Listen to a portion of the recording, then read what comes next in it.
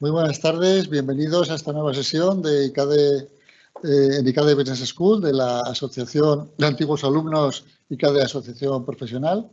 Encantados de poder estar aquí con vosotros, tanto los que habéis tenido la oportunidad de venir aquí como los que estáis viéndonos por Internet. Hoy tenemos la suerte de volver a contar con Sebastián Puig Soler, que ya pues es un ponente estrella. Te vamos a dar como en el hormiguero, ya la tarjeta no sé qué toca. La dorada. La tarjeta dorada, bronce o tal, pero bueno, yo creo que eres el que tiene la tarjeta más valiosa de todos, porque realmente hemos tenido la oportunidad de hablar de muchas cosas en estos últimos 10 años igual, de los flujos financieros, las armas estratégicas en un mundo globalizado, aquella de mamá quiero ser bloguero, estuvo extraordinaria. Murphy era informático, un manual de supervivencia en la jungla digital.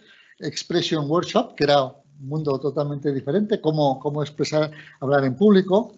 Y el año pasado hablamos del 2001, el verano de la verdad. Y en esa ocasión estábamos en la segunda parte de la pandemia, 2021, con muchas incógnitas, con una serie de problemáticas que nos identificaste, que fue muy interesante. Ya nos hablabas de la inflación, nos hablabas de los recursos, del petróleo, etcétera, de la logística, de los bloques, de la evolución de China, de los diferentes países, etcétera. Y en todo esto planificamos, bueno, pues vamos a ver esto y el año que viene seguimos viéndolo, ¿no? Y el año que viene, que es ahora, porque esto fue en julio del año pasado, estamos donde estamos. Estamos con todo aquello que podía venir, mucho de ello ya vino, y vino empeorado por el tema de la crisis, de la guerra, de Ucrania, etcétera, etcétera. Y hoy pues nos vas a hablar de muchas de estas cosas, ¿no?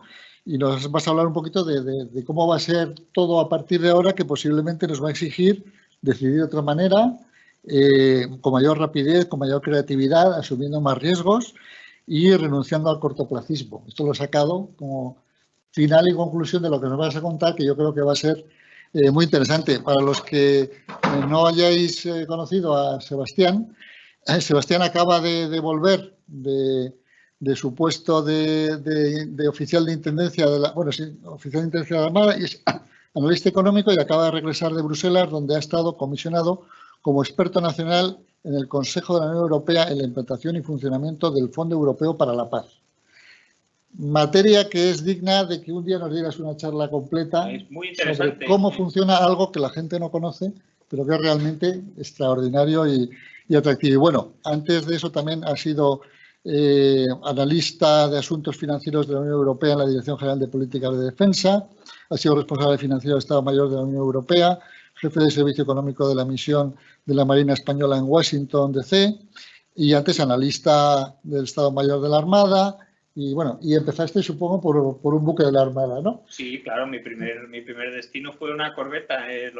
Cuando salimos de la academia, vas de jefe de los servicios económicos administrativos de un barquito. Y supongo que no te planteaste que tu futuro iba a ir por estos derroteros, de estar viviendo en Washington, en Bruselas. Y piensa que yo no empecé de oficial, empecé de marinero raso.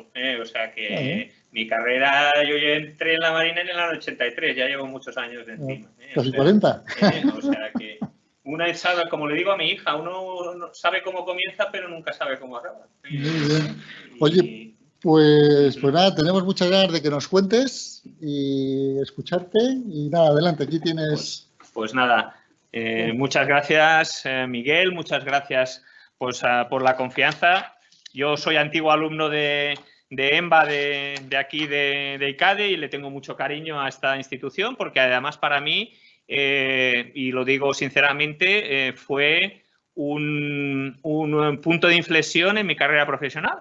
Y la idea que tenía entonces la Armada, y que también ahora lo tiene el Ministerio de Defensa, es pues en esa unión de la parte militar con lo civil, la formación de los oficiales de intendencia, que somos los expertos en defensa en temas financieros y logísticos, meternos en los másters, meternos en ICADE para pues hacer esos conocimientos que a mí personalmente, profesionalmente, me han ayudado muchísimo, porque me han abierto el camino de poder hacer cosas de otra manera. y cuando he tenido la oportunidad, la responsabilidad de implantarlas, y entiendo que a mis compañeros civiles, pues también les dio la oportunidad de conocer cómo somos los militares, la formación que tenemos, y que no es algo, pues no somos como el sargento Arencibia, que estamos todo el día pegando tiros y estando de maniobras militares. Eso sí, pero hay muchísimas cosas más. Entonces, pues nada, estoy encantado. Me gusta mucho, como dice mi mujer, me gusta mucho enrollarme, y este es un tema que me interesa muchísimo, porque es lo que llevo pues en mi ámbito de investigación pues trabajando muchos años. Bueno, aquí tenéis, para los que tenéis la presentación, tenéis mi currículum. Solamente deciros que si queréis alguna vez encontrarme por ahí, tengo un blog donde hablo de estos temas económicos, y en Twitter pues tengo un perfil que es Lentejitas, y Lentejitas viene del nombre del blog, que es Esto va de lentejas, y de ahí pues hablo siempre de temas, sobre todo de temas económicos. Bueno, esto es la buena noticia que tenemos estos días, después de unos años muy complicados, y yo lo quería poner aquí porque bueno, al menos es un soplo de que podamos respirar, pero bueno, los tiempos que nos esperan son bastante complicados. Como ha dicho Miguel, esta conferencia es una oportunidad para auditarme a mí mismo, es decir, esto es lo que, como llegamos el año pasado a las conclusiones de lo que podíamos esperar en lo que quedaba de 2021 y principio de 2022. Hablábamos entonces de que la pandemia nos había pillado en un mundo en plena renovación, heredero de una globalización que es imperfecta y en medio de una renovación tecnológica, y que había una serie de tendencias que estábamos viendo tanto en el ámbito social, en el ámbito geopolítico, en el ámbito económico, que las podíamos ver consolidadas en los años que venían. Entonces, la idea fuerza en la que reflexionábamos entonces era que cada vez teníamos menos certezas sobre lo que nos podía deparar en el futuro, porque estábamos en un proceso de cambio fundamental, de cambio, como dicen los expertos, de cambio de paradigma. Y la mayor certeza era la propia incertidumbre. Es decir, lo que sabíamos es que la incertidumbre se iba a mantener y por mucho tiempo. Pero eso no nos debía impedir ni pensar, ni reflexionar, ni actuar. Y una cosa que recomendaba entonces era que debemos aprender a gestionar a la vez tanto lo urgente como lo importante. Es decir, debemos actuar rápidamente con las urgencias que nos van saliendo en el momento, pero sin perder la visión a largo plazo de que esas urgencias no nos deben impedir pensar un poco más allá de lo que nos vamos a encontrar en el futuro en el camino. Y también concluía que a largo plazo crecían los retos para mantener una recuperación sostenida en el tiempo. ¿Qué es lo que pasó en 2021? Bueno, pues en 2021 ha sido un año interesante. Estábamos en lo que yo llamo, pues, entre comillas, una adaptación pospandémica. El mundo se estaba ajustando después del batacazo que se pegó con la pandemia del COVID. Y hemos tenido pues una recuperación rápida, pero a la vez desigual y frágil, sometida sobre todo a las incertidumbres de la propia pandemia. Ha habido desajustes importantes de la oferta y la demanda, con lo cual se produjo, habían cuellos de botella y desequilibrios a medida que las economías iban recuperando. Pero además lo iban haciendo, y eso es importante, de manera desincronizada, porque como sabéis, las olas de COVID no han afectado por igual a las regiones mundiales. Estos son como ondas sinusoidales que se han ido superponiendo y han ido afectando también la sincronía de la propia economía globalizada. Y eso pues ha creado todos estos desajustes, estos cuellos de botella que nos han generado problemas. También hemos visto cambios en los patrones de consumo, cambios en los patrones de la actividad económica. Muchos sectores no se han recuperado completamente de cómo eran antes del COVID, algunos se han modificado también, y estos cambios, algunos de ellos vemos que podrían ser permanentes. Y también hemos visto un enorme esfuerzo de gasto público de los países para sostener pues, las economías, sostener a las empresas, a los ciudadanos, cada uno en la medida de las posibilidades que sus economías le permitían, y eso ha generado pues, un incremento muy grande de la deuda global. Y eso también hace que haya aumentado el riesgo estructural y los riesgos sistémicos asociados, como veremos más adelante. Terminamos 2021, yo creo, con una duda importante que era, ¿va a ser el crecimiento, este despegue que hemos tenido, sostenible en el tiempo? Y esa es una duda muy razonable. Vamos a ver algunos elementos para que... Esto es el gráfico del PMI y del PIB desde los años 2006 a 2021. Como veis, tuvimos una recuperación claramente en V, rapidísima, que subió. La economía global acabó en el año 2021 sobre un 5,8, 5,5, 5,9%.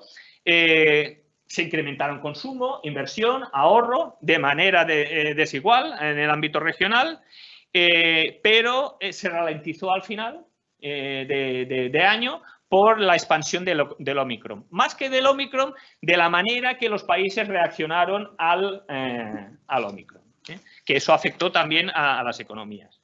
Paralelamente, el comercio fue muy paralelo también al crecimiento del PIB. El comercio pegó un petardazo en 2021 hasta el 10%, que fue un reflejo de la aceleración de la demanda de mercancías que va acompañando a la recuperación del consumo mundial.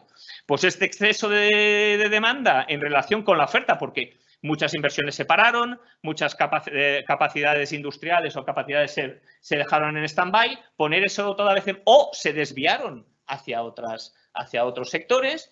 Poner eso todo en marcha pues generó las tensiones que hemos conocido, pues, escasez de microchips, retrasos en las entregas, encarecimiento del tráfico de contenedores, atascos en los puertos, falta de transportistas por el COVID, falta de estibadores, etcétera, etcétera. Es decir, unos problemas que al final todo eso lo que incidió es un incremento de costes y en unas tensiones inflacionistas, tanto energía como en materias primas, que se fueron consolidando en el tiempo. Y así tuvimos ya en 2021, aunque parece que ahora que la inflación sea un fenómeno, apareció en la guerra de Ucrania, 2021 fue un año ya netamente inflacionista. Diferente, como veis, diferente por regiones, pero en el cual el máximo componente en todas las áreas es la energía. El componente principal del encarecimiento de los precios en todas las áreas con diferencias es la energía, muy especialmente, como ya sabemos, en Europa, también en Estados Unidos. Luego había otros componentes que veremos de cada una de las áreas, pero en general todo eso se fue consolidando a medida que avanzamos en el ejercicio. Pensar que, por ejemplo, el petróleo en el 2021 se encareció un 43% y el gas natural un 46%. Y no solo es debido a ese repunte rápido del crecimiento, sino también a otros temas estructurales y también geopolíticos. Con lo cual, aquí lo veis perfectamente. Esto es el panorama que tuvimos en 2021, en todo. En la energía, metales preciosos, agricultura, ganadería, en metales industriales. Tuvimos en el último tercio, bueno, ya desde la mitad, desde el año 2021, un crecimiento generalizado. ¿Qué pasó con los tipos de interés? Bueno, los tipos de interés, afortunadamente, en 2021 todavía, salvo en los mercados emergentes, que por el recalentamiento rápido de la economía ya se endurecieron en las condiciones financieras, no en China. En los países desarrollados, los tipos de interés, que ya sabéis que van generalmente detrás de la inflación, se mantuvieron todavía contenidos. Pero lo que crecieron ya son tanto las expectativas como las preocupaciones de la inflación. Pese a que nos estuvieron insistiendo consistentemente durante meses que la inflación era coyuntural y que era coyuntural. Pero muchos analistas veíamos que había algo más allí de lo coyuntural. Y luego hay un fenómeno muy importante que vimos en Estados Unidos y que posiblemente veremos con una diferencia en el tiempo aquí en Europa y en los países asiáticos más tarde, que es lo que ellos llaman the Great Resignation. O sea, en Estados Unidos, en 2021, más de 47 millones de trabajadores abandonaron voluntariamente sus puestos de trabajo. Voluntariamente. Y no lo abandonaron porque tuvieran los salarios por temas salariales. Las tres principales causas de abandono fueron líderes indiferentes, expectativas insostenibles para ellos en el rendimiento y falta de promoción profesional. El salario está en el 1, 2, 3, 4, 5, en el sexto punto de las causas. Y los que se mantuvieron en los puestos de trabajo, la principal causa de quedarse en el puesto de trabajo era la flexibilidad laboral. Estando los salarios en una segunda posición. ¿Qué pasó con eso? Bueno, pues eso calentó el mercado de trabajo de una manera espectacular. O sea, Estados Unidos ha llegado prácticamente técnicamente a lo que es pleno empleo, con una demanda de puestos de trabajo de arriba a abajo, tanto trabajadores de cuello blanco como trabajadores en los sectores de menos valor añadido. ¿Qué ha hecho eso? Impulsar los salarios, porque la única manera de atraerlos era mejores condiciones laborales e incrementar los salarios. Y eso en Estados Unidos se ha añadido a la inflación provocada por la energía y por los temas estructurales del COVID. Y ha generado que la Reserva Federal esté ya dispuesta a actuar y ha manifestado que va a actuar en varias rondas de incremento de los tipos de interés, porque eso sí que es un efecto inflacionista importantísimo que se traduce en lo que es llamados efectos de segunda ronda. Para que veáis, esto es el incremento salarial a principios de 2022 en Estados Unidos. Esto es lo que es un mercado laboral sobre recalentado. Y la única manera que tiene ahora mismo la Reserva Federal de esto, si las tensiones globales no se asientan, es tratar de endurecer las condiciones económicas a través de una subida de los tipos de interés. Y cambios importantes también en las relaciones laborales, porque hay muchos trabajadores que, incluso subiéndolos el sueldo, no están dispuestos a entrar en determinados trabajos. Y ahí tenemos que tener en cuenta que va a haber una enorme bolsa también de trabajadores que están fuera del mercado laboral. Hay una economía, digamos, subsidiada o de gente que tampoco está dispuesta a entrar porque las condiciones a lo mejor no le compensan si están recibiendo también unas ayudas que han recibido específicamente durante el tiempo de la pandemia. Y luego, una demografía decreciente, o sea, la participación en el mercado laboral ha disminuido, empieza a jubilarse la generación del baby boom y cada vez tenemos menos jóvenes también, especialmente en los países desarrollados. ¿Qué pasó entonces? Bueno, pues empezamos 2021 con una revisión por todos los organismos internacionales a la baja del crecimiento mundial. Es decir, ya teníamos una ralentización del crecimiento mundial antes de que llegara el señor Putin. Con ralentizaciones importantes. En Estados Unidos y en China se revisó fuertemente, con una sola excepción. Fijaros, la India. ¿Y por qué la India? Pues porque la India, el ciclo del COVID de la India estaba desacompasado con el ciclo de COVID de los restos de los países. Entonces, la India, ahora mismo, a finales ya de 2021 y principios de 2022, está saliendo de unos problemas gravísimos que ha tenido, que los tuvo cuando ya el resto de economías estaban despegando. Esto es lo que ocurre con las economías desincronizadas. ¿España? Bueno, pues España, en efecto, como estamos escuchando, creció más que los países de la Unión Europea en 2021, crecerá más que en 2020, que los países, pero partimos de una situación mucho peor. Y de hecho, nosotros no recuperaremos el nivel que teníamos en 2019, decíamos que lo íbamos a recuperar este año, no lo vamos a recuperar este año, y posiblemente a finales de 2023, si nada se estropea, podremos llegar a los niveles de 2019. Y bien, ¿y por qué yo decía que, yo creo que esto es una de las cosas más importantes, porque es el principal problema que tenemos, el de la inflación? ¿Por qué yo decía que la inflación puede ser algo más que coyuntural? Esta misma transparencia se la daba yo a los controles financieros a principios de enero, porque hago también una charla con ellos de un punto de coyuntura y decía, bueno, pues estas son, en mi opinión, las razones por las que la inflación no es que vaya a estar en los niveles que está ahora, que están completamente, pero sí se va a mantener en los niveles que no teníamos, los que no estaban en los niveles prepandemia, que eran una inflación muy baja.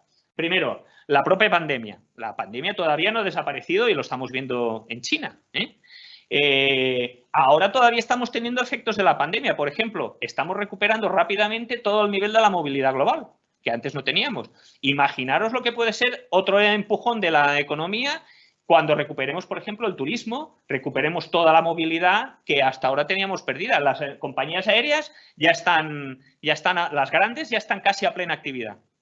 A plena actividad, pero van a subir los precios por toda la subida de los precios de la energía. Lo que os contaba de la evolución del empleo. Posiblemente en las economías más desarrolladas seguiremos manteniendo unos niveles de desempleo bajo, pero no directamente relacionados con la actividad económica, sino con las propias causas estructurales que os he comentado. Van a faltar puestos de trabajo en determinados sitios y eso va a presionar a que los salarios para atraer esos trabajadores tengan que subir. Está pasando ya ahora mismo en el sector turístico, en el sector de la construcción, que está siendo muy complicado encontrar buenos camareros, encontrar gente que esté dispuesta a trabajar, albañiles, especialistas técnicos en algunas cosas de estas, y están subiendo los sueldos, porque no es la única manera que tienes de atraerlos o mejorarles las condiciones de trabajo. Segundo, que se menciona muy pocas veces, los grandes estímulos económicos que han tenido los gobiernos y los bancos centrales.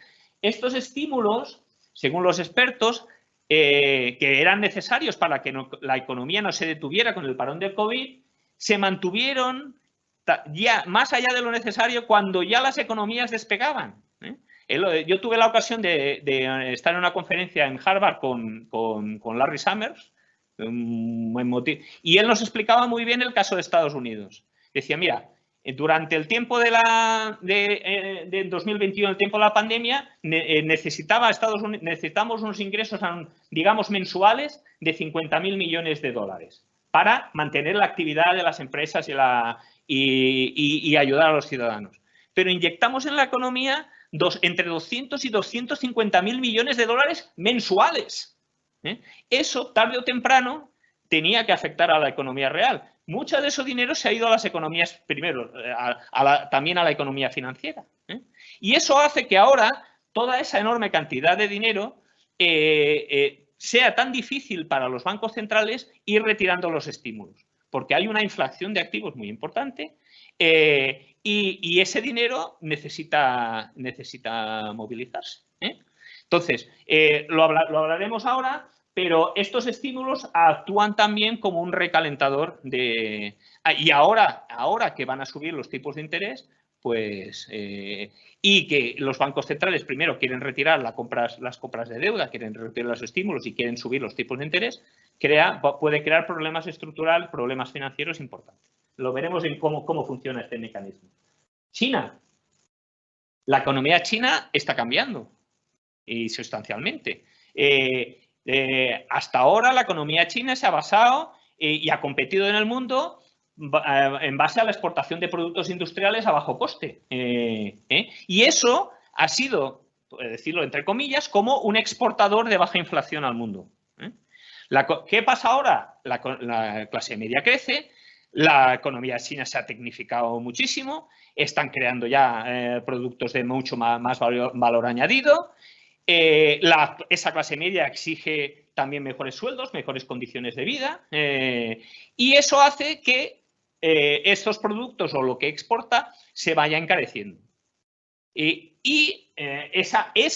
encarecimiento, esa inflación, ese cambio en la economía también se traduce a nivel global. ¿Por qué? Porque China sigue siendo y ha crecido mucho más durante la pandemia el gran proveedor todavía global en el mundo. Es decir, si ya lo era antes, durante estos años de la pandemia, ha sido prácticamente el que ha mantenido pues, el nivel de suministro a los países occidentales y ha crecido su cuota de su cuota de mercado. Pero su economía está madurando, se está ralentizando y se está convirtiendo en otro estrato de madurez que no es el modelo anterior, ya lo ven que no es sostenible. Y de hecho, todas las revisiones a la baja que tiene de su economía es porque hay un cambio de modelo y lo tienen que gestionar. Y gestionar con miles de millones de habitantes que tienen, que es el problema. Y luego, otro tema, que tampoco, la transición energética. La transición energética es costosa. Nosotros creemos que, mi opinión es que acelerar, somos conscientes de los retos medioambientales, pero acelerar la transición energética más allá de, digamos, de lo razonable, impone unos costes a los ciudadanos y a los gobiernos que en esta situación puede ser muy complicado de asumir.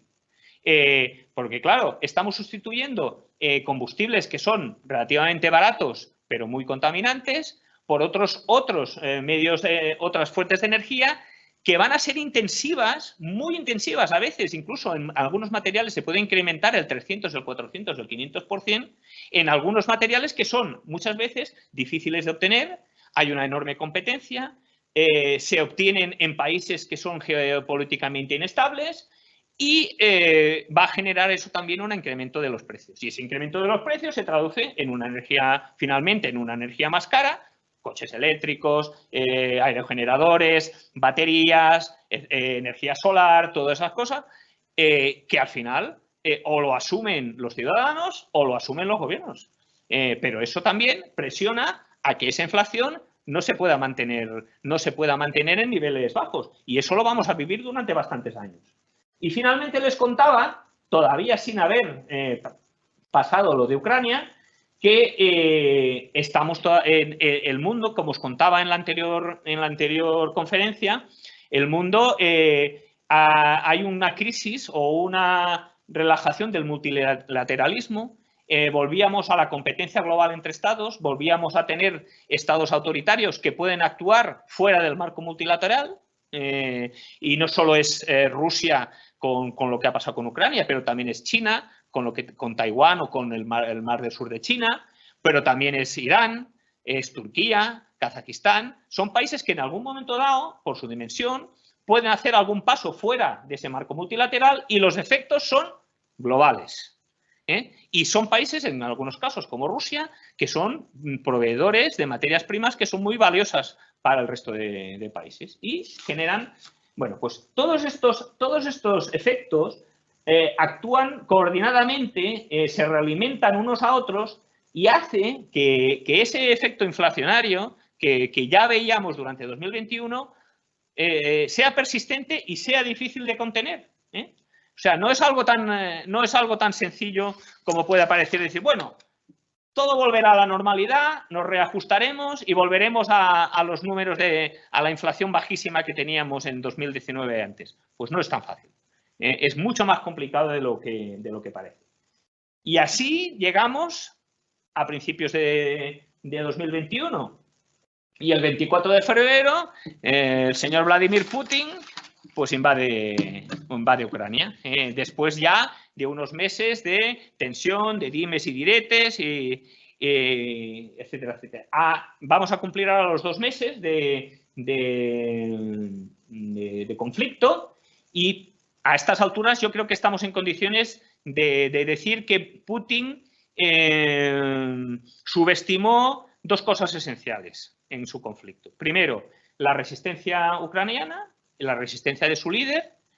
Por supuesto, Ucrania con una importantísima ayuda militar de los países occidentales, eso no lo debemos ver, pero una capacidad de luchar y una voluntad de persistir que estoy seguro que Putin no estaba. Y de hecho le ha obligado a reconsiderar su campaña militar y centrarse mucho más en esta parte de aquí y en su campaña de aplanamiento total pues, de las zonas que se le resisten. Pero en segundo lugar, también subestimó la reacción occidental, especialmente de la Unión Europea y los países occidentales, que ha sido, sin llegar a ser un corte total, ha sido de unas dimensiones que nunca vistas. Para entenderlo, aunque Putin diga que ha sido un fracaso, no, eso es propaganda. Realmente la economía rusa está tocada. Está tocada. Lo que pasa es que no es una economía tan sofisticada como las economías occidentales y tiene otros canales que le confiere el régimen autoritario para subsistir y cosas que ellos han ido preparando pues para que no hundirse. Pero les hemos inmovilizado más de la mitad de las reservas de divisas que tenían globales. Estamos hablando que tenía más de 640.000 millones de dólares en reservas. Eso ha generado la caída del rublo. Tuvieron que cerrar los mercados financieros durante una temporada porque se iba todo al garete y tuvieron que intervenir la economía, establecer controles de capitales, subir los tipos de interés al 20%. O sea, que ahora mismo tienen la economía intervenida para mantenerla en este estado artificial, pero que no es una economía que compite en el mercado global. Lo que pasa es que ellos tienen unas fortalezas que ahora veremos. Les hemos inmovilizado también parcialmente el mecanismo de compensación de pagos, el SWIFT. Ellos tienen otros mecanismos alternativos con otros países en donde pueden también manejarse, pero es un golpe fuerte para la economía. Hemos establecido controles de exportación de tecnología, importantísimo, sobre todo para su industria militar. Cerrado el espacio aéreo, restricciones comerciales, bloqueos a los oligarcas y no hemos llegado todavía a cortar lo más radical que sería el suministro de gas y de petróleo y todo eso, por las consecuencias que podríamos tener, luego veremos y por qué. Con lo cual debemos de decir, todo esto que estamos haciendo no es gratis para los países occidentales también. Quiero decir, por eso estamos viviendo todo este... Lo que ha hecho la guerra de Ucrania, nada más y nada menos, es agravar y acelerar todas esas cosas que hemos visto que os he explicado en 2021. Y ha puesto, pues ha metido, como decimos, piedrecitas en el engranaje y ha dificultado los procesos de recuperación. Aquí os pongo esta tabla muy interesante de Fields de impacto. De impacto de la guerra de Ucrania por las zonas y por áreas, ¿no? Fijaros que el principal riesgo altísimo de impacto es la inflación, como os he contado. O sea, la inflación que ya estaba subiendo, lo que ha hecho es dispararse a nivel global. También importantísimo para la economía, el sentimiento económico. Ya habéis visto últimamente que los índices de confianza empresarial en la Unión Europea, en otras partes del mundo, se han desplomado. La exposición de los mercados financieros, sin ser tan alta, también es un riesgo que vamos a ver en los próximos meses si se mantiene la guerra en el tiempo. Y la exposición al comercio, bueno, pues que eso ya va por zonas. Las zonas más afectadas, pues hacia central y ahora mismo también la zona euro. Fijaros que, ¿qué pasa con eso? Rusia y Ucrania conjuntan. Rusia no es un gigante económico, pero mantiene una participación importante en materias primas básicas para la fabricación de temas industriales, catalizadores, aceros, baterías, semiconductores, aviones. Un gran proveedor de productos agrícolas, fertilizantes, un 12% del níquel global, un 13% del platino global, un 10% del petróleo y el gas global. Todo eso ha incrementado los precios de la energía, estas turbulencias, que desde febrero, solo desde febrero, se han incrementado un 33%. Y son ya más un 100% más altos de lo que eran hace un año. En los precios no energéticos, pues han subido un 15% respecto a justo antes de la guerra, o sea, desde que se estalló la guerra hasta ahora, los precios no energéticos han subido ya más de un 15% y un 40% respecto a lo que eran en 2021. Con lo cual, los organismos internacionales ya están revisando a la baja lo que ya habían revisado a la baja del crecimiento global en 2022. Estamos en un 3,5, un 3,2, depende del organismo internacional y, por supuesto, también afecta en España. Y no solo afectará al crecimiento, sino también a la situación social y geopolítica, como veremos a continuación. Con lo cual ha venido pues, a paralizar o a dificultar muchísimo ese proceso de recuperación complicado que estábamos teniendo. Europa, que es uno de los casos paradigmáticos, la energía. Estos son datos de la Comisión Europea.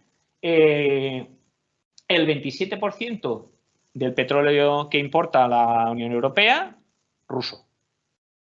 El 47% de los combustibles sólidos, mayormente carbón, ruso. El 41% del gas natural que importa la Unión Europea, ruso. Es decir, ahí se entiende también la reticencia de algunos países de cortar el suministro, porque hay que buscar fuentes alternativas. Para eso tú no puedes cortar de golpe y decir, bueno, ¿y ahora dónde la busco? Bueno, se ha buscado, ahora veremos quiénes ha sido, Qatar, los Emiratos, y sobre todo Estados Unidos, en este tema. Mientras haya estas tensiones, todavía y sin haber cortado el gráfico, quiero decir, el suministro, ya veis cómo se han exacerbado los precios de la energía y del petróleo. Y mientras la guerra continúe, vamos a seguir en esta situación. El gas natural, por ejemplo, está ya un 600% más caro ahora en marzo de lo que estaba en el año 2021. Y con todos los efectos que eso supone para las economías. Aquí vemos lo que os contaba yo. Estos dos gráficos son muy interesantes. El cambio geopolítico que os comentaba. Esta línea azul es el suministro. Esto llega hasta enero del año 2022. Esto, suministro azul, es el suministro de gas natural ruso hacia Occidente. Y esto que ves en blanco, el suministro de gas natural de otras fuentes, licuado en este caso. ¿Qué ocurre? Bueno, durante las tensiones que hubo a finales de diciembre y a principios de enero, ya Rusia disminuyó un poco su suministro de gas a los países europeos, lo que produjo ya tensiones en los precios, pero no lo cortó en ningún caso, como no lo está cortando todavía ahora. Esto lo suplimos con fuentes alternativas. ¿Pero qué significa esto? Si nosotros cortamos esto completamente, no hay buques gaseros en el mundo para cubrir ni fuentes alternativas todavía para cubrir esa producción. ¿Qué ha pasado a nivel global? Bueno, pues esta línea que veis aquí amarilla es cómo ha evolucionado el suministro de gas licuado desde 2018 hasta ahora. Con todas estas tensiones que ha habido, ahora Estados Unidos es el principal suministrador de gas licuado mundial. Luego ya lo veis, está Australia, está Qatar, y esto es un cambio importante. Y ese cambio se ha debido precisamente a la revolución del shale en Estados Unidos. Y ahora, bueno, pues ahora estamos damos la bienvenida con los brazos abiertos al gas norteamericano, pero aquí no queremos explotar los yacimientos de gas de shale porque van contra el medio ambiente. Es un poco hoy lo decía, si no hoy, ayer, creo, Bufao, de Repsol. Dice, es un contrasentido. Señores, estamos aquí comprando gas como si no hubiera mañana, pero no queremos explotar lo que tenemos nosotros, que es un activo estratégico para el futuro y más si se mantiene la situación que tenemos. Otro de los cambios importantísimos, ya os he dicho dos factores, energía y alimentos. Alimentos, y es porque Rusia y Ucrania conjuntamente son grandes productores de cereales. Un 30% de las exportaciones mundiales de trigo son de los dos países. Aceites vegetales, un 22%, de los cuales el girasol solo es un 80% de las exportaciones mundiales. 20% de maíz, 20% de las exportaciones globales de cebada, como os he dicho, un 13% de los fertilizantes globales. Todo eso, al final, pues hace que el trigo tenga el precio más alto desde el 2008, la soja desde hace 9 años está batiendo récords, el aceite de soja, el aceite de palma, y todo eso se manifiesta al final en unos precios en productos básicos más altos para los consumidores de todo el mundo. ¿Pero quiénes se van a ver más afectados? Bueno, en Asia, Oriente Medio y África. Y especialmente muy preocupante es Oriente Medio y África. ¿Por qué? Porque alrededor del 35-40% de las importaciones de grano de esos países provienen de Rusia y Ucrania conjuntamente. Y ahora tienen que competir con los otros países. Ahora hay una competencia para buscar suministradores alternativos, porque eso sí que se ha cortado. Sobre todo lo que viene de Ucrania. Entonces, ellos están en peores condiciones que los países más ricos para buscar fuentes alternativas de suministro de estos alimentos. Y eso va a presionar muchísimo a sus sociedades. ¿Por qué? Porque la mayor parte del presupuesto familiar de esos países se dedica a la energía y a la alimentación. Recordar lo que pasó en la primavera árabe, que estalló precisamente por un problema de incremento de los precios de los cereales, del pan y lo que llevó hasta entonces. Y luego hay países en africanos pues que ya están avisando, la FAO, la ONU, por ejemplo la Unión Europea, de que de no mejorar esta situación se esperan hambrunas. Y eso es mayor inestabilidad global. En Europa, por ejemplo, hemos abierto de nuevo la espita para poder importar cultivos transgénicos, que hasta ahora estaban... Y vuelve a haber el debate de decir, oye, aquí ¿qué es importante? ¿Alimentar a la población o pues estamos en estas? Este gráfico, yo no soy amante de las teorías conspirativas y ya sabéis que correlación no implica causalidad. Pero cada vez que ha habido alguna tensión importante en los precios de los alimentos, ha habido algún evento, ha sido relacionado con eventos globales de importancia. Aquí tenéis la Segunda Guerra Mundial. Acordaros, bueno, los más viejos del hogar se acordarán los grandes problemas para alimentar a la población que tenía la Unión Soviética en los años 60, que llevó a un acuerdo sin precedentes para suministrarle cereal a los soviéticos por la administración americana. La gran sequía de los grandes productores americanos del Medio Oeste de los años 90, la gran crisis financiera del año 2007, la primavera árabe y ahora estamos con el COVID y la guerra de Ucrania. Todo esto, todos estos eventos mundiales, globales, con consecuencias geopolíticas, han venido siempre acompañados por problemas en los temas alimentarios, que son especialmente sensibles para las poblaciones. Lo mismo lo podemos decir del comercio, que pese al repunte que tuvo, que os he contado en 2021, pues ha vuelto a pegar un bajón. La Organización Mundial del Comercio preveía un 4,7% para 2022 y lo acaba de rebajar al 3%. Y un poquito mejor en el 2023. Con lo cual, menos comercio, menos riqueza. Eso, vamos, cae. Y luego seguimos teniendo los problemas con las cadenas de suministro. Este es el índice de contenedores de China. Indica precisamente la tensión en el mercado de los contenedores. Recordar, China supone el 40% del tráfico portuario global, el 40%, con 7 puertos en el top 10 de los puertos mundiales. Si le sumamos el resto de países asiáticos sin China, tenemos otro 30% adicional. Y estos confinamientos que estamos teniendo ahora de nuevo en China, masivos en Shanghái y en otras ciudades, está afectando precisamente a esto y no hace nada para mejorar las tensiones en la cadena. Esto es una foto de hace unos días de la congestión del tráfico portuario en el puerto de Shanghái. Y ayer vi un gráfico que no me he dado tiempo de poneroslo aquí, de cómo se había desplomado el tráfico de contenedores debido a las restricciones de estos días. Eso también tiene implicaciones en el comercio y, finalmente, otra vez, en la inflación y en las tensiones de las cadenas de suministro. Quiero decir que es pues, una cosita más añadida. En definitiva, pues tenemos una coyuntura inflacionaria que se ha agravado por la guerra. Y lo más importante de todo, yo creo que es lo más delicado, no solo es que estén efectivamente subiendo los precios, sino que las expectativas de inflación son a subir. Y ese es un aspecto clave en el funcionamiento de la inflación. Para los que sois economistas, lo sabéis. Esto, por ejemplo, esto es las últimas previsiones de inflación que ha hecho el Banco Central Europeo.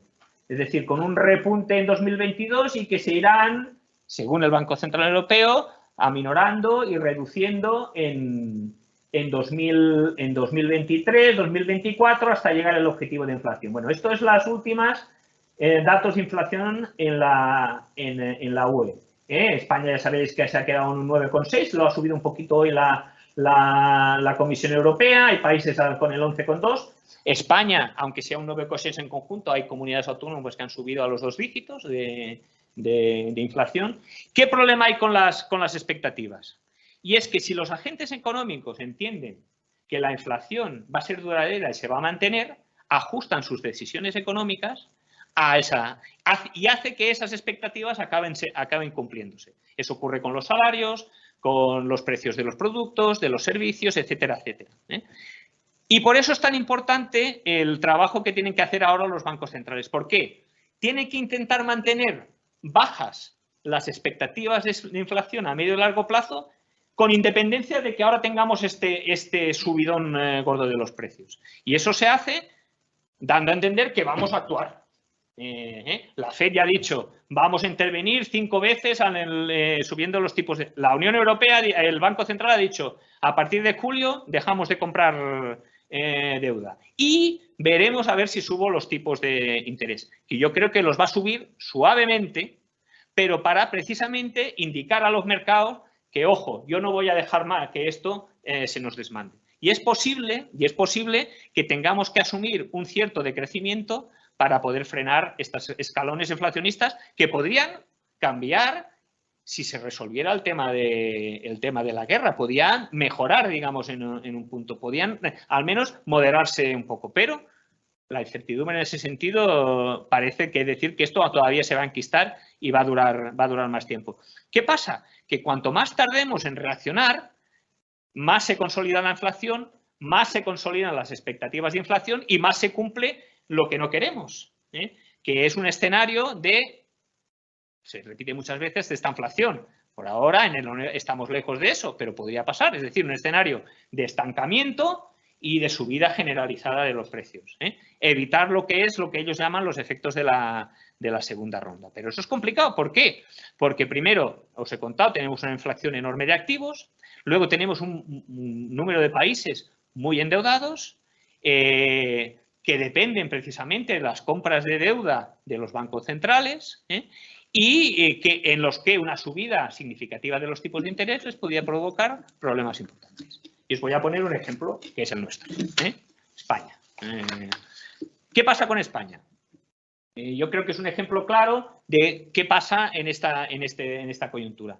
España es el país de la Unión Europea donde la deuda pública ha crecido más, no de la Unión Europea, de la OCDE, donde ha crecido más la deuda pública durante la pandemia, un 26,4%.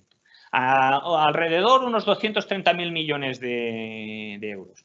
Pero es que además, todo el crecimiento de la deuda pública en España lo ha financiado el Banco Central Europeo. O sea, los inversores no han comprado deuda española. De hecho, los inversores, algunos han mantenido sus posiciones, otros cuando ha llegado el vencimiento lo han dejado y otros se han salido.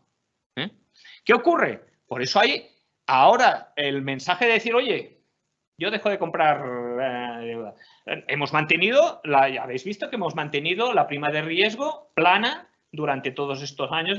¿Por qué? Porque los agentes entendían que, bueno, que teníamos a alguien que nos soportaba. Ahora está la incertidumbre que decir, a ver, si esto el Banco Central dice, yo dejo ya de comprar deuda, tienes que salir a los mercados a emitir.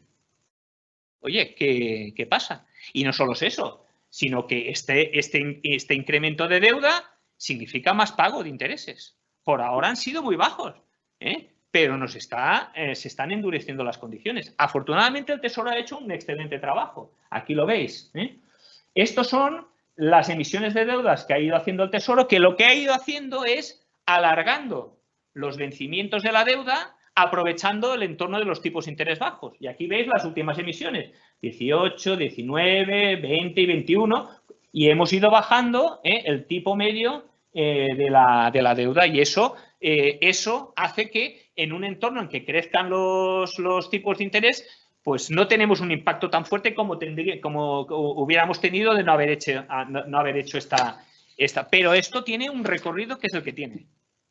No dura indefinidamente. ¿Por qué? Pues mira, aquí estos gráficos que aparecieron el otro día, excelentes en el Confidencial, los quería compartir con vosotros. En primer lugar, decir que, por ejemplo, los bonos de españoles emitidos hace 5 años o menos ya son más caros. ¿Qué pasa? Que a medida que la inflación se consolida, los inversores anticipan que las condiciones financieras se van a endurecer, que los bancos centrales van a endurecer y entonces exigen más rentabilidad a la deuda. Con lo cual, aquí ya lo veis, la rentabilidad del mercado ha ido subiendo. ¿Y qué pasa? Bueno, pues que poquito a poquito nos estamos comiendo el margen que teníamos por haber hecho ese alargamiento de los vencimientos en el tiempo y bajar los tipos de interés, porque poco a poco las rentabilidades de los bonos van subiendo. Y llegará un momento pues que nos va a costar más endeudarnos. Y eso en un país tan endeudado pues puede generar, eso lo vamos a tener que asumir nosotros, o vía presupuestariamente o vía déficit. El Tesoro, fijaros que lo ve esto claro, en el primer trimestre de 2022 ya ha emitido el 40% de la deuda que tenía prevista para todo el año, preveyendo que esto se nos iba a complicar. Y esto es una cosa importante, es un tema importante porque afecta a la sostenibilidad financiera del Estado. Y no solo es el Estado, esto es el Euribor. El Euribor ya sabéis que entró ya en terreno positivo, está ahí por ahí, dicen que a final de año puede acabar en el 0,22, un poquito más, por ahí, pero eso significa un encarecimiento de las condiciones financieras de las familias, de los préstamos hipotecarios, etcétera, etcétera. Y también se incrementa el coste de los bonos corporativos. Esto es el coste, el rendimiento medio a vencimiento de una cartera de bonos del IBEX que preparó Bloomberg para demostrar cómo había aumentado el coste financiero de las empresas. Y todo esto ha ocurrido prácticamente en los 3 primeros meses y especialmente disparado a través de la guerra de Ucrania. ¿Cuál es el problema que tenemos en España? Y es que vamos, aunque nosotros hemos crecido y hemos crecido a unas cifras, vamos detrás de ese crecimiento respecto a lo que caímos durante la pandemia. Hay otro problema que está muy relacionado con lo que hemos hablado del coste, y es que salimos de la pandemia con más de 50.000 millones de déficit estructural. ¿Por qué? Porque hemos consolidado unos gastos que todavía este año no nos impactan tanto, pero el año que viene, como acabemos el año con una inflación del 5 o del 5, algo por ciento media durante el ejercicio y sigamos como tenemos indexadas las pensiones, presionemos a la subida de los salarios de los funcionarios públicos y otras medidas ligadas a esto, pues se nos disparan el gasto presupuestario. La inflación ha maquillado, el déficit se ha reducido, pero eso es debido porque la inflación ha aumentado las bases imponibles. Pero el año que viene vamos a tener no solo eso, sino el aumento del gasto estructural. Y eso solo lo podemos financiar o bien subiendo los impuestos o bien disminuyendo el gasto, porque tampoco podemos estar incrementando indefinidamente el déficit y la deuda. ¿Por qué? Porque más temprano que tarde, la Unión Europea va a volver a poner los controles presupuestarios, de disciplina presupuestaria. Hasta ahora lo está demorando porque efectivamente salimos de unas condiciones muy complicadas, pero eso, más tarde, más temprano, llega un momento y dice, oiga, hay que ponerse las pilas. Gracias a Dios también tenemos los fondos de recuperación que dan una inyección importante, sobre todo si lo sabemos emplear y modernizar, vamos a ver, pero también hay que tener en cuenta que la inflación, qué manía, como digo yo, la inflación es la flacidez de los economistas, con 2 Cs. Bueno, pues la inflación hace que el rendimiento de esos fondos sea sea menor. Porque con el dinero no se puede, tiene menor impacto en la economía. Con lo cual, ¿con qué nos encontramos ahora en la coyuntura actual? Bueno, pues un menor crecimiento y unos cambios estructurales que veíamos que parece que se consolidan.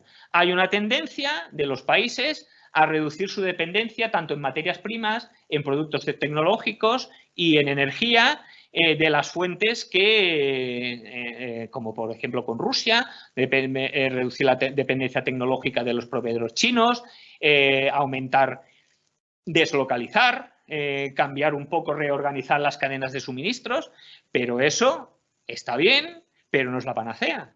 Porque no podemos deslocalizar así chasqueando los dedos. Es algo que cuesta unas inversiones tremendas y tiempo. Y cuando digo tiempo, digo años. Y, a su vez, pues hacerlo también impacta en el mantenimiento de la inflación, como os he comentado. Porque China sigue siendo ahora mismo el suministrador dominante. Sigue siendo.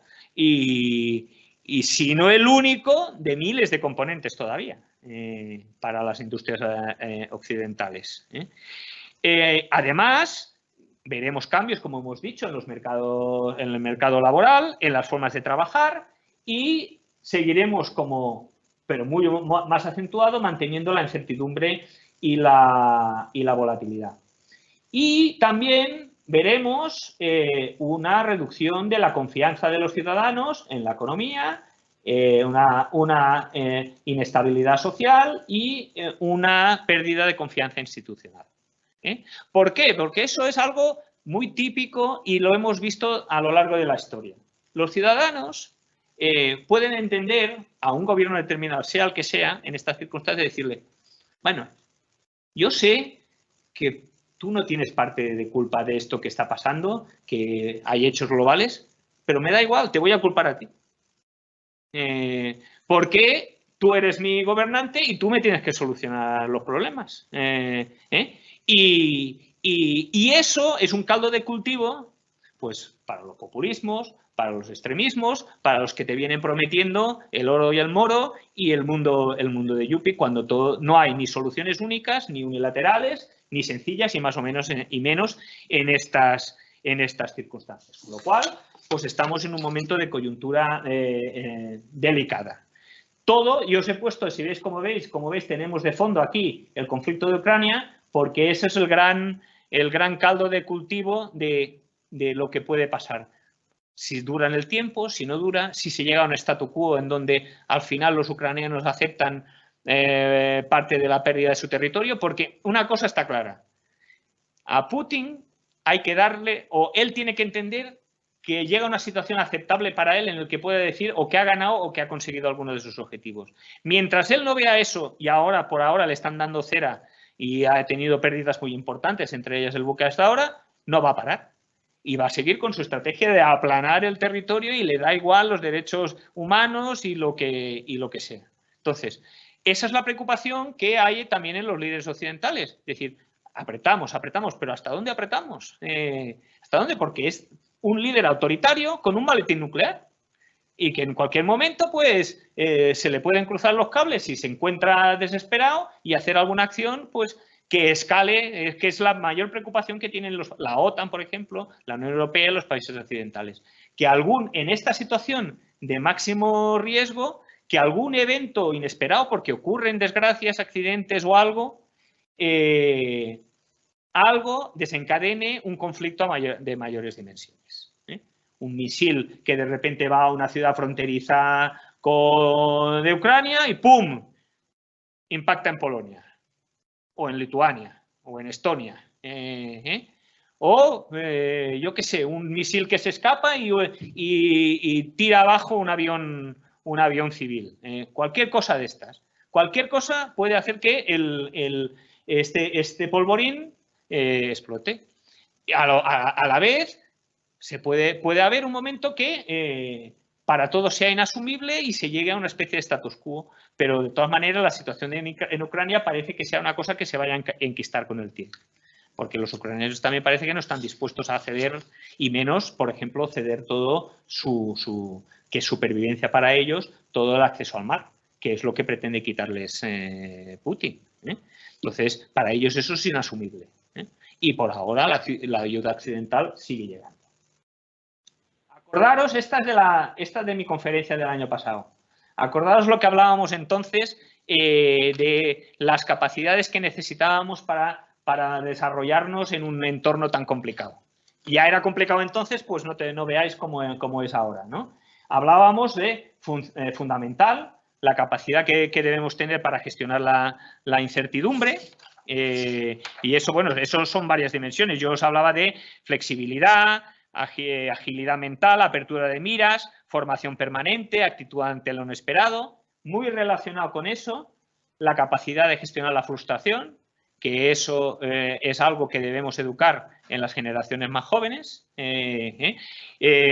Paciencia, resiliencia, fortaleza mental y visión a largo plazo, porque en un entorno como esto nos van a salir muchas cosas mal.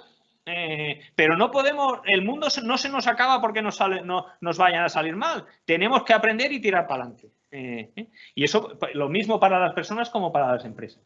Y fundamental en este mundo es establecer conexiones. Y cuando digo conexiones es también alianzas, intercambio de información, adaptación, redes tanto empresariales como de conocimiento, porque uno solo no es capaz de... O sea, un mundo en donde volvamos al bilateralismo y en que cada uno se arregle lo suyo, es un mundo que va hacia abajo, porque la historia ya nos lo ha enseñado. Cuando hubo los grandes movimientos de autarquía, de guerras comerciales y todo esto, acabamos con guerras mundiales. O cuando hubo las grandes tensiones y cada uno mira, el camino no es ese. Entonces, esto es importante. Y he hecho también una pequeña reflexión para nosotros que nos movemos aquí, vosotros que os movéis en el ámbito empresarial, ¿qué pueden hacer las empresas en este entorno? Bueno, muchas empresas, las que dependen de todas estas cadenas de suministros, están pues, rápidamente intentándose adaptar, buscando fuentes de suministro alternativas. Se verá también un incremento en los inventarios. El otro día vi una propuesta muy interesante de 2 indicadores para medir hoy en día la actividad de las empresas, que hablaban del time to recover y del time to survive. Es decir, ir midiendo en una empresa cuánto tiempo tardo desde que tengo alguna disrupción en estas cadenas de suministros de mis proveedores o en recuperar los niveles de actividad anterior. Y también cuánto tiempo tengo para sobrevivir si se me corta y no tengo una fuente alternativa. Ir midiendo y ajustando esos tiempos le puede dar una idea a la empresa de lo que tiene que hacer en caso de que surjan estas. Y siempre tiene que andar un poquito más adelante de lo que está pasando. No solo gestionar, como decíamos, lo urgente, sino pensar en lo que puede venir pasando, porque está pasando. Quiero decir, no es que, oye, es que va. No, cosas como estas, ha pasado el COVID, ya ha pasado la guerra de Ucrania. Desgraciadamente, si esto persiste, la inflación persiste, veremos que la mitigación final de las empresas es pasar los costes a sus clientes y pasar los costes a los ciudadanos. Es que o eso o no sobreviven. Es que son matemáticas puras. Y eso también aumenta las presiones de la inflación. Algunas estrategias, las de estrategias de diversificación, pues veremos, pues intentar hacer un mix entre proveedores locales y proveedores externos, sobre todo explorar y crear redes. Importantísimo, la digitalización, sobre todo en los flujos de información. Estrategias financieras en estos tiempos. Pues bueno, una estrategia puede ser para las empresas es detener aquellos proyectos de inversión de capital que tienen un rendimiento financiero marginal. Es decir, seleccionar muy bien en dónde te metes. ¿Por qué? Porque las estructuras de coste en esta situación van a ir de manera desfavorable. Lo que reducirá los flujos de caja y además el aumento de la incertidumbre lo que va a incrementar son las tasas de descuento para las empresas. Con lo cual, oye, mira muy bien dónde te metes. Vete al core business y si esto puedes, para el funcionamiento de tu negocio, puedes evitarlo, no es el momento ahora mismo de meterte en ello. Luego también veremos, y es una tendencia que ya se está viendo, invertir en activos fijos, porque el coste de los bienes de capital se incrementa y no es un buen momento para tener grandes cantidades de caja en la empresa, porque con la inflación estás haciendo un pan con tortas. Entonces, pues bueno, la tendencia es decir, bueno, pues renuevo mis activos fijos, inventario de tema de bienes estratégicos o de productos estratégicos para las empresas. Bueno, pues hay que pensar en todas estas cosas. Y luego, sobre todo, fundamentalmente, es capacidad de reacción rápida. Ahí las tendencias que creo que pueden haber es un aumento de la flexibilidad contractual. Es decir, volverán a aparecer si no están apareciendo ya. Ahí no tengo yo tanto cláusulas de revisión de precios, cláusulas ligadas a la inflación, compartición de riesgos entre el cliente y la empresa. Y decir, macho, aquí tenemos, si tú quieres seguir y yo quiero seguir, tenemos que compartir los riesgos y tenemos que seguir adelante los dos. Porque hoy en día, por ejemplo, en el tema de la construcción o en el tema en donde se necesiten materiales como metales, materiales y materias primas, los acuerdos se tienen que hacer rapidísimo, porque de una semana para otra, el precio que habías pactado hoy, la oferta ya no te vale, porque se ha incrementado en los precios. Pues en este sentido, eso es lo que posiblemente veremos. Y sobre todo, estar continuamente encima, monitorizar. Es decir, analizar los riesgos, la forma, el impacto que van a tener y la forma de mitigarlos es algo que tenemos que hacer continuamente. Y para eso se necesita personal que sepa y también sistemas. ¿Qué pasa? Las grandes empresas sí que pueden tener esa capacidad. ¿Qué pasa con las pequeñas empresas? Pues las tenemos que ayudar. Es decir, ahí esa es una de las labores que puede tener el Estado o que pueden tener las organizaciones empresariales para las pequeñas empresas. Ayudarlas a entender el entorno, ayudarlas a qué riesgos las afectan, cómo pueden mitigarlos y qué estrategias se pueden hacer ellas conjuntamente o con ayuda del Estado o con ayuda de las propias organizaciones empresariales para salir de este agujero. No todos son ayudas públicas. La digitalización, que es algo importantísimo. Nosotros hablamos, digitalización no es pasar a PDF y quitar el papel y meterlo en un ordenador, es cambiar los procesos. Es hacer los procesos más eficientes, más rápidos, porque decimos, digitalizar, venga, pues venga, cero papel. No, hombre, esto lo puede hacer cualquiera. Digitalizar significa también tienes que cambiar tus procesos. La digitalización te da unas fortalezas que si no las aprovechas es, bueno, pues vale. Ahora hago las mismas cosas que hacía, pero las hago en PDF o las hago en ordenador en vez de hacerlas en papel. Pues eso no es digitalización, ni una nueva generación de sistema. Tienes que digitalizar y cambiar los procesos. Pues mis consejos y luego, pues, entender, y eso es algo importante, que esto es un esfuerzo común. Y ahora que perdemos, es mejor que perdamos todos un poco que no dejar solamente perder a parte de sectores de la sociedad. Es decir, si tenemos que hacer un esfuerzo, tenemos que hacerlo todos. Estado, ciudadanos y empresas. Y debemos asumir que en algunas cosas pues deberemos perder para aguantar durante este tiempo pues cierta calidad de vida. No podemos aspirar a mantener lo que mantenemos siempre, porque o si yo lo quiero, alguien en este caso lo perderá o no lo tendrá. Eso vale tanto para la energía como para los precios de los productos, como para las pensiones, como para los salarios públicos, como para lo que es tanto que se habla de un pacto de rentas, un pacto, bueno, pues necesitamos grandes pactos y necesitamos entender que todos tenemos que arrimar el hombro aquí. Y para eso se necesitan, pues, ya grandes pactos de país, grandes acuerdos y mirar un poco más allá del ciclo electoral. Y desgraciadamente, pues no sé si hemos entendido esto o pasará lo que nos pasa siempre, que alguien nos vendrá de arriba y nos lo impondrá. Afortunadamente España no tuvo lo que pasó Portugal o lo que pasaron Grecia cuando hubo la anterior crisis. Yo he estado en la Unión Europea trabajando con compañeros portugueses, compañeros griegos. Lo que pasó allí fue brutal. Los recortes, los ajustes en la administración, los recortes de sueldos públicos en el ámbito militar. En Portugal, por ejemplo, aparte de recortar un 20% o un 25% a las retribuciones de todos, se congelaron todas las promociones durante más de un año. Se cerraron organismos públicos, se cerraron policías. En Grecia desaparecieron las policías municipales. O sea, cosas que aquí no...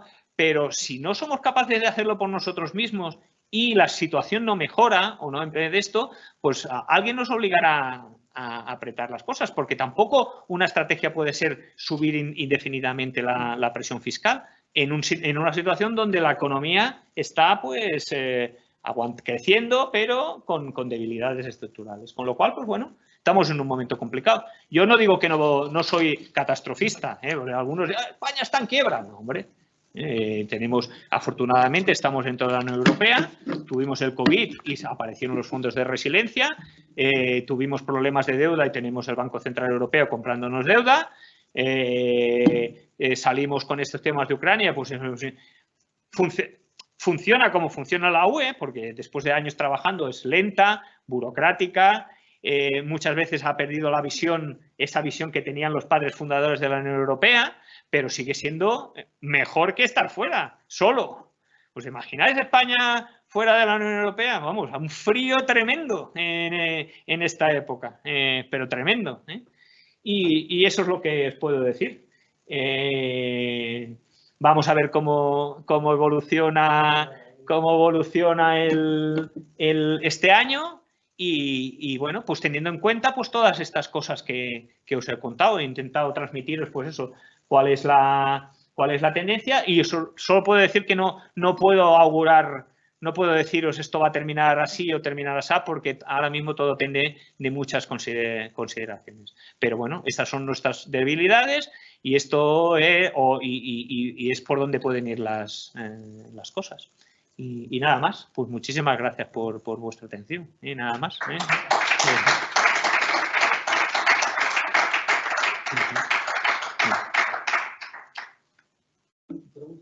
Ah, sí, bueno, cualquier cosa que me quieras preguntar, por favor. Cualquiera. Romper el hielo o lo que... Te iba a preguntar. Sí. Todo esto al final, toda esta crisis, Sí. Estados Unidos Sí. es casi el que menos mal sale. Estados Unidos, ya has visto que ha tenido un empujón muy fuerte en el aspecto económico. Tiene en este entorno actual tiene una fortaleza brutal, que es su fortaleza energética. La está aprovechando también, es decir que pues fijaros ahora lo que significa para el país pues todas esas exportaciones que está haciendo de gas natural, incluso reduciendo sus propias reservas. Hay un interés también, está recuperando un poco ese protagonismo global, de actor más global, que había perdido un poco con Trump, que se había un poco más encerrado en sí mismo. Pero eso también no quiere decir que tampoco tenga problemas. Ahora Estados Unidos tiene un problema gordo con el recalentamiento económico. La Reserva Federal está preocupada, porque efectivamente ahí sí que se están dando esos efectos de segunda ronda y se está recalentando mucho la economía. Y ellos tienen miedo de que una acción un poco demasiado fuerte de la Reserva Federal, lo que más miedo tienen es provocar una crisis financiera. Por el tema de todo el endeudamiento y la burbuja de activos que se ha formado con todas las inyecciones de liquidez que ha habido durante todos estos años. Entonces, van a ver cómo, si hubieran actuado, eso lo decía Larry Summers, que es mucho más sabio que yo, si se hubiera empezado a endurecer un poquito antes y se hubieran retirado los estímulos, no hubieran tenido porque la economía se estaba recuperando y se recuperó en cuanto se levantó el COVID. Una economía que es mucho más flexible que la nuestra, más flexible que la europea, ¡pum!, enseguida subió para arriba. Pero bueno, ahora tiene pues problema, o sea, la competencia con China es brutal, la competencia geopolítica, la competencia en el sentido de el mantenimiento del poder del dólar como reserva global, están un poco atrasados con el tema de la digitalización de las divisas, ahora van corriendo porque ven que China va adelantando en este tema. Su influencia en la zona del área Pacífico, que es la zona que ahora, donde se ha desplazado el centro de gravedad global ahora, pues está en disputa con los chinos y bueno, pues ahora mismo están también en un punto tienen que resolver también los problemas de déficit y aunque ellos por ahora, siendo el dólar la moneda de referencia para muchísimas transacciones, de moneda también mayoritaria en las reservas mundiales, pues tienen esa ventaja estratégica que no tienen otros países. Pero bueno, sí, ahora mismo están emergiendo y de hecho, si te fijas, se ha recuperado algo que se había perdido, que es el eje atlantista de Europa con Estados Unidos. La OTAN, que estaba en algún sentido en cuestión y de bajón, ha vuelto a reforzarse en este sentido como eje de seguridad pues contra todo contra esta tendencia autoritaria que tiene Rusia. Entonces, bueno, pues sí, está recuperando protagonismo. Y con China observando de cerca, porque China ahora está en un juego que a China tampoco China, en sus declaraciones, pues es tibia con Rusia, quiere hacer comercio con Rusia, quiere aumentar, ha declarado que es un aliado estratégico y todas estas cosas, pero tampoco quiere decantarse 100% por Rusia porque el primer socio comercial, por ejemplo, con la Unión Europea es China. La Unión Europea es su primer socio comercial. Entonces, arriesga mucho jugando con todo este tema. Pero ellos siguen teniendo también sus aspiraciones en el mar del sur de China, con Taiwán. Quiere decir que estamos en un tablero muy complicado. Pero sí, Estados Unidos ha cogido pero también tiene sus retos económicos y en algún momento dado pues tendrán que también fundamentalmente es enfriar su economía, hacerla un modelo, hacer un crecimiento de la inflación más sostenible, porque esto que están llevando ahora no les puede llevar a problemas muy gordos. ¿Qué más? Muchos años se han metido de estrategia y de riesgos estratégicos. Algunas de las preferencias que has puesto, una de ellas que realmente es más impactantes, más posible que no. Sabemos lo que ha pasado con la apertura de Alemania, incluso la financiación de ese servicio. ¿Cómo desde el punto de vista corporativo, europea, no únicamente buscando los intereses alemanes, no es posible que Europa, que es la sociedad más desarrollada sea el objeto realmente de este ataque? Claro que Alemania, en mi opinión, la Unión Europea se ha dejado realmente, ha comprado un discurso que va detrás una red blanca como esta. Ninguna empresa, puede pensar que tienes un único proveedor que está un 40 y un 50% de todo. Esto es desde el punto de vista estratégico, desde el punto de vista de dirección, desde el punto de vista de un error histórico grave. Totalmente de acuerdo. Y además, en un cortoplacismo de la economía alemana, a la cual se le dotó ese motor que es falso. La economía alemana es muy buena en sus números, no tanto en su situación, pero es que estamos en un mercado, en una sociedad de 500 millones. eso es lo que le llaman, tú que has estado en la Unión Europea, Sí. tú ves cómo funciona esa maquinaria dentro de la Unión Europea. Bueno, allí Tan corta, o ella está tan influenciada por una determinada forma de entender la Unión Europea. allí, hombre, allí también hay que contar que ya esto es un trabajo de picapedrero de Rusia, y ya incluso en tiempos ya de la Unión Soviética, en la Unión Europea. Rusia primero la Unión Soviética y luego Rusia, siempre estuvo como tal, seleccionó muy claramente, por ejemplo, empezó sus acuerdos energéticos y empezaron ya hace muchos años, primero con Austria, con bueno.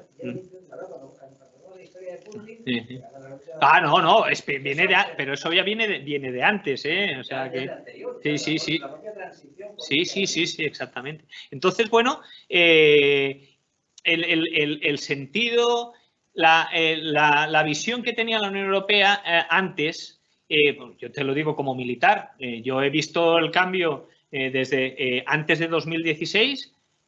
Ver un militar en la Comisión Europea, no querían saber absolutamente nada, ni de seguridad, ni de defensa. Todo era: nosotros somos poder blando, nosotros convenceremos al mundo con nuestros valores democráticos, defendemos el valor del comercio, el valor de los tratados comerciales,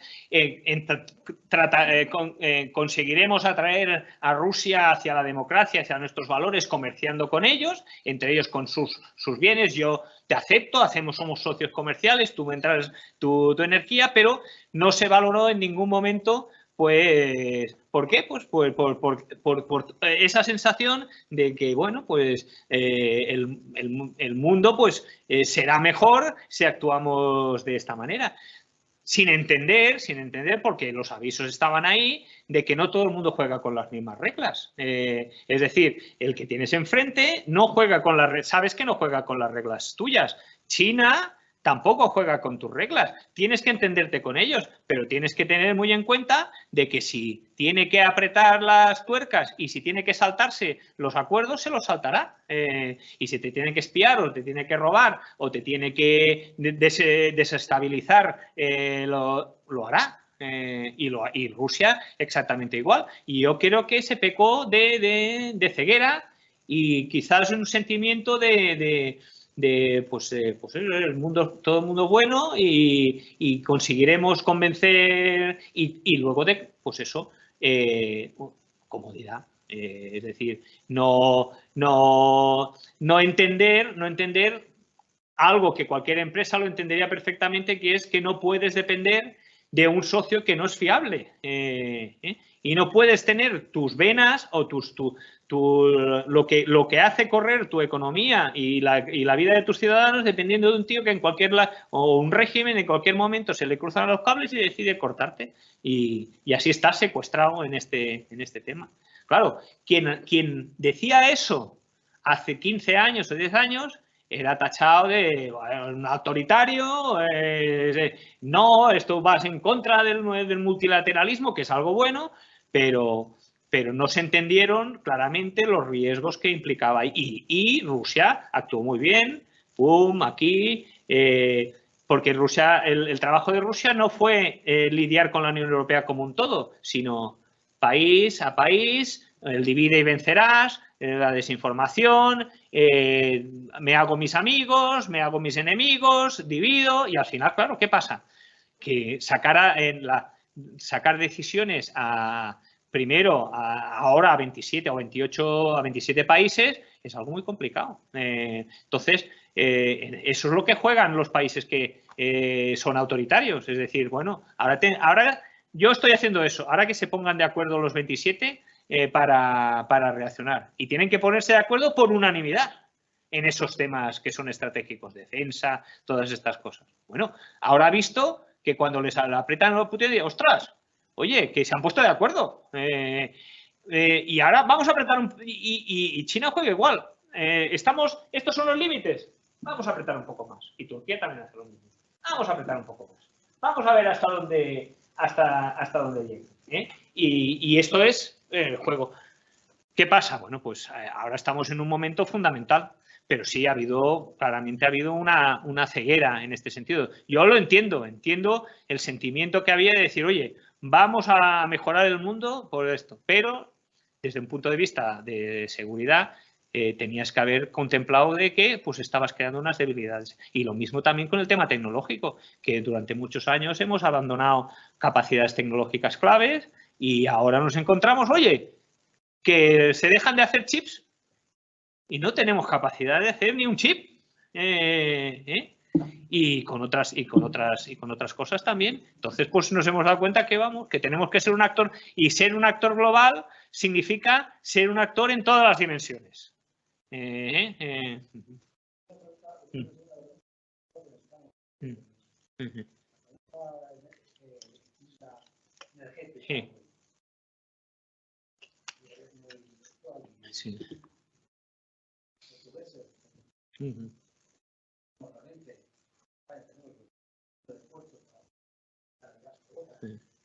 Y la negativa francesa, básicamente, ellos siguen teniendo la energía base de las nucleares, básicamente. Los italianos son capaces de entender Argelia, los españoles de entender. Hay detrás otras cosas que no aparecen, como es el petróleo de Marruecos, el gas de Marruecos, como son los datos de Marruecos, y evidentemente no en la opinión pública, ni en los partidos, ni en el debate, está en lo que importa.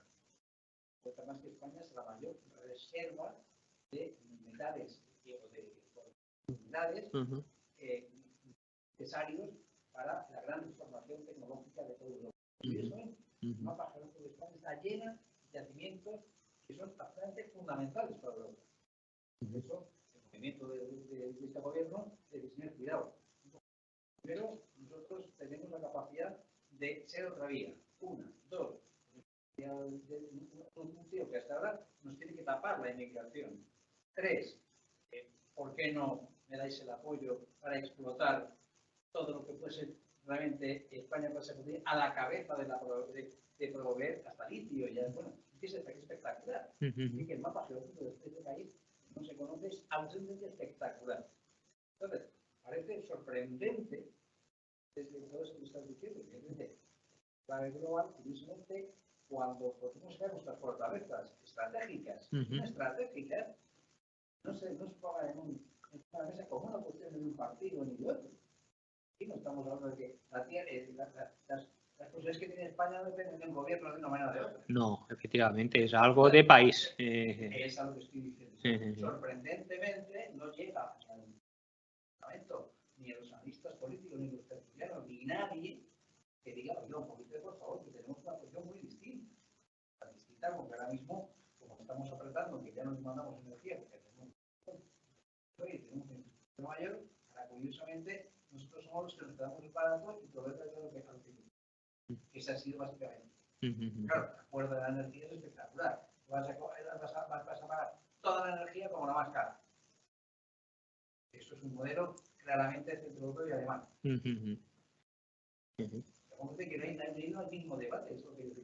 Desde el punto de vista, tú como analista, ¿no te parece que existe demasiada poca profundidad, ya no solo en el debate político, sino en general, en que no valoramos nuestras propias fortalezas? Bueno, y eso no es solo actual, es algo que llevamos adoleciendo desde hace tiempo. Efectivamente, yo creo que ahora estamos pues centrados en otras cosas. España últimamente, la visión pues es un poco más de el ciclo de 4 años, de vamos a ver si de aquí salimos bien y podemos renovar, y si no, bueno, dentro de poco renovaremos más tarde, y hace falta, como dices tú, un debate. O sea, por ejemplo, una gran revisión estratégica de la visión de país hace mucho tiempo que no se hace. Esos libros blancos que antes se hacían, esos análisis que se tardaban meses, se juntaba toda la gente que sabía del tema y se hacían visiones a largo plazo de todo esto. Incluso un trabajo que se hizo, el trabajo de prospectiva de la España 2050, que hay cosas muy valiosas ahí, pasó ni pena ni gloria, y yo recomiendo leer ese documento porque son 600 y pico de páginas, pero tiene cosas muy interesantes, pero no se tradujo en nada. Se cogió y ahora mismo está en algún archivo guardado. Y cosas importantes que se han hecho. La propia, yo por ejemplo, soy muy fan del trabajo que hace la Autoridad Independiente de Responsabilidad Fiscal. Ha hecho unas revisiones de spending review del gasto español espectaculares. Con recomendaciones. Aquí estamos ineficientes, aquí nos podemos ahorrar este dinero, hacer, pues muy bien, se escucha, se presenta, pum, pum. Ya.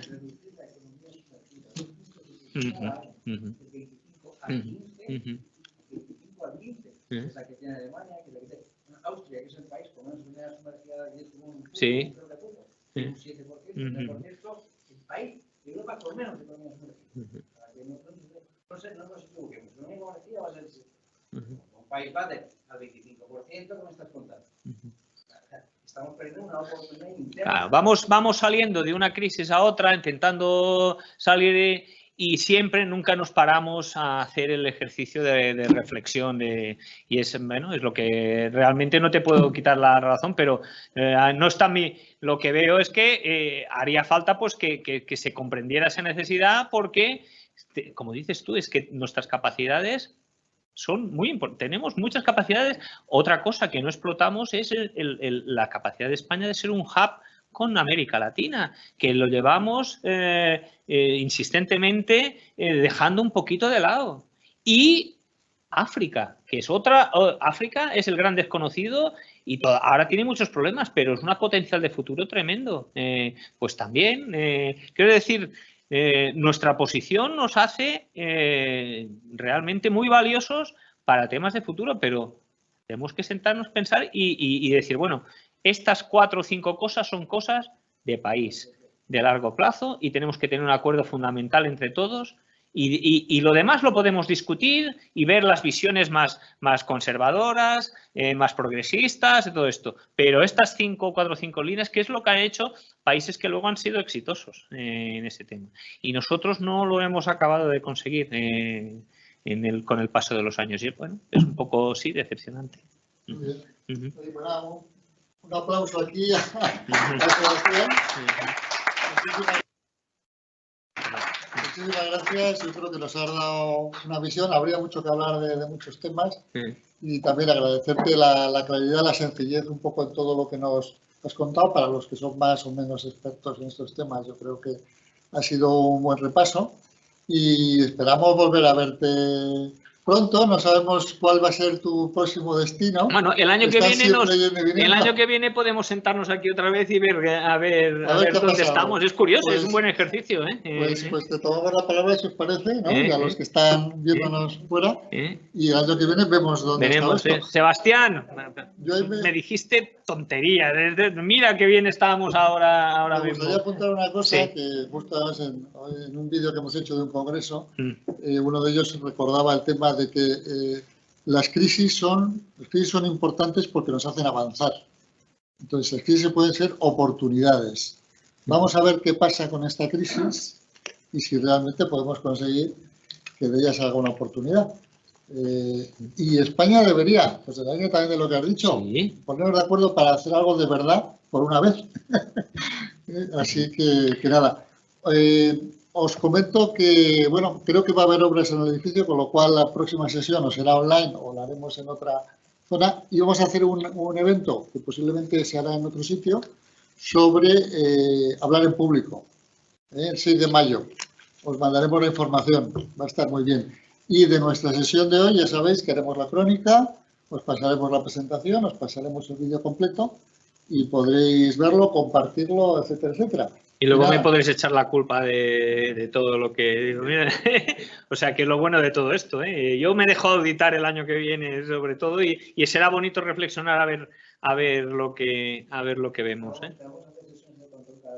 Pues, yo encantado. Muy bien. De eso se trata, de ahí se avanza, ¿eh? Voy a aprovechar que he visto que tenemos la revista Comillas ahí disponible para los que queráis conocer un poquito más la realidad de Comillas, ¿vale? Y nada, Sebastián, Venga. otro aplauso, por favor. Nada. Muchas gracias. Muchas gracias, ¿eh?